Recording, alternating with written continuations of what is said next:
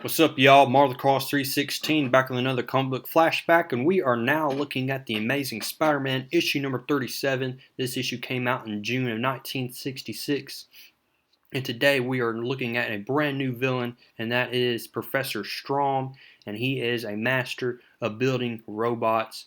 And so today Spider-Man is going to be fighting two robots today, and so we have a fantastic story for you today. But before we get started, go ahead and give this video a thumbs up and then subscribe if you have not, and let's go ahead and get started.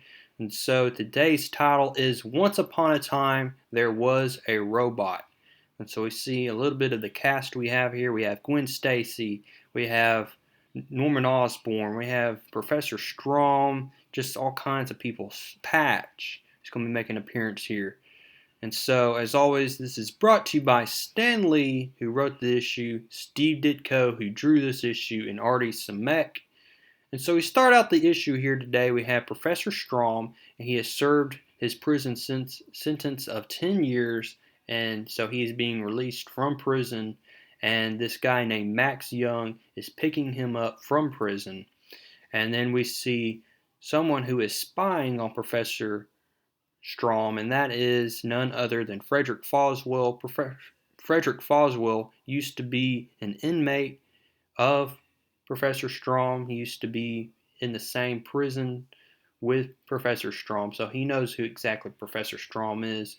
But we see right here that there is also another guy who is also looking for Professor Strom, but we don't know who exactly this guy is. Spider-Man gets in the way, tries to question his motives, and then Spider-Man tells him, and this is very hilarious here, that we see Spider-Man wanting to follow Frederick Foswell, so he webs up this guy, and so this guy is trying to follow him, but Spider-Man sees a police car tailing this car here, and we come to find out that this is a stolen vehicle here. So Spider-Man leaves the guy to be caught by the police, and by doing so, Spider-Man loses track of Frederick Foswell and Professor Strom. So Spider-Man's going to have to find them his own way. And so we come to the Daily Bugle here, and we come to find out from last issue that Betty Brant had quit the Daily Bugle, and we have a brand new face here. This is another secretary. Seems like he's going through a lot of secretaries here because these secretaries just seem to not be able to work well with J. Jonah Jameson. We see Peter Parker walk in. He wants to collect the money from his old photo assignment. And then we see Frederick Foswell come in, and he has a big story to give to J. Jonah Jameson. And so while both of the men go into the J. Jonah Jameson's office, Peter Parker was able to slip a spider tracer underneath the hat of Frederick Foswell so that Peter Parker can keep tabs on him while he goes after him as Spider-Man. And so let's go ahead and look at who exactly is Professor Strom. We come to find out, as I said earlier, that Professor Strom is a master of building robots, and during his 10 years prison sentence, he wanted to basically get revenge on someone who stole his inventions. And so we see Max Young, he got all of this equipment, bought all this equipment and gadgets for Professor Strom, and so Professor Strom is going to go building these robots to track down this guy that he wants to get revenge on. And so let's go ahead and pick up on Peter Parker. Seems like every issue he's going to be confronting Gwen Stacy on something. And so we see that Peter Parker bumps into Gwen Stacy. He tries to play the Peter Parker charm, but it's just not working. Gwen Stacy seems to be attracted to Peter Parker, but she also doesn't trust him because of the way that Peter Parker has treated his classmates and her. In other issues, he has been very snobbish, but in this issue, he tries to get to know her, but she's not having any of it. We see the old-time bully of Peter Parker, that is Flash Thompson. He tries to break them up, and so Peter Parker's like, you know what, I've had enough of you, Flash. I don't want to get in a fight with you because if you mess up my image, then the girls here on campus will be pretty upset. So Peter Parker just tries to play it off as cool, and we see that Gwen Stacy just is not having any of it. We see Harry Osborn, he makes his remarks about Peter Parker. So Peter Parker is just not having any luck on campus. And then we see one of Professor Strom's inventions here, and that is this robot. And this robot is going to go to this laboratory, and it's going to be the laboratory of the man that Professor Strom wants to get revenge on. And so we come to find out who exactly is this guy that wants to get revenge on. That Professor Strom wants to get revenge on.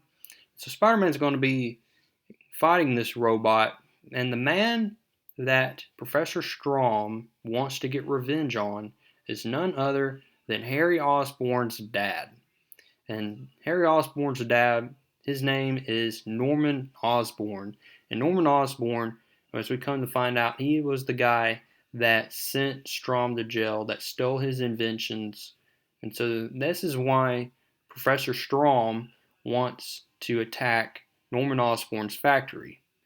Now, what exactly does Norman Osborn do as a job? What does Norman Osborn do with all these equipment and all this factory? We don't know exactly what Norman Osborn does, but he makes his first appearance in this issue. And we come to find out that Norman Osborn is good friends with none other than J. Jonah Jameson. They are in a club together. So J. Jonah Jameson tries to give him news about what's happening. See also an appearance of Patch here, and Patch is going to try to get some info on exactly what Stromm is up to and exactly why he attacked that factory. And then we see Professor Stromm. He builds his second robot, and this robot is going to track down Norman Osborn and try to kill Norman Osborn. And so we also see that Patch is caught by Max Young. Max Young tries his best, or tells Patch to come inside. So Patch is caught, and Spider-Man is going to have to fight this robot. Spider-Man tags the robot with another spider tracer here. And so Spider-Man goes into the lair, and he gets Max Young's gun just in time because he doesn't want Max to shoot and kill Patch. And Spider-Man leaps through this open window to track down this robot, and this robot goes to Norman Osborn's place of residence, and we come to find out that Norman Osborn has plans, and that this robot's going to ruin his plans, and he doesn't want this robot to continue to cause him financial stress. And we see that Professor Strom is in control of this robot. He's in control of it by remote control. And we see that Spider-Man comes on the scene. He attacks the robot. But by doing so, Norman Osborn is saying that he's getting into his plans. Spider-Man is getting into Norman Osborn's plans, and that Norman Osborn is not grateful. That's one thing we need to understand, is Norman Osborn is not grateful for Spider-Man butting in to this conflict. And so what does Norman Osborn do? He attacks Spider-Man from behind, knocks him out. And so we see that Norman Osborn is going to go and try to stop what Professor Strom is doing. So what exactly is Norman Osborn going to do? We'll come to find out here shortly. Spider-Man traces down the robot. The robot returns back to Professor Strom's lair here. And so we have one more final battle here with Spider-Man and the robot. Spider-Man throws down the robot here.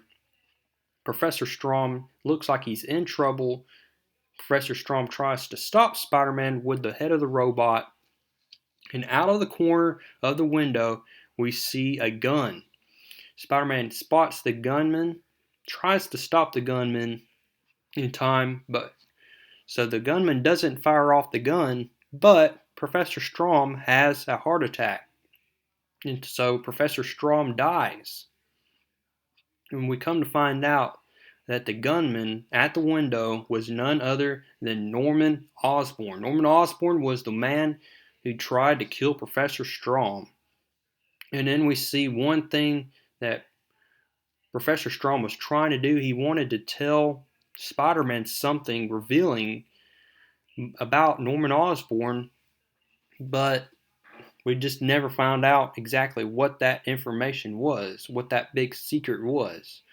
And so we have a big mystery on our hands as to who Norman Osborn is and how he's involved with knowing who Spider-Man is and the history of Spider-Man. How does he know who Spider-Man is, and what is Norman Osborn's big plan here?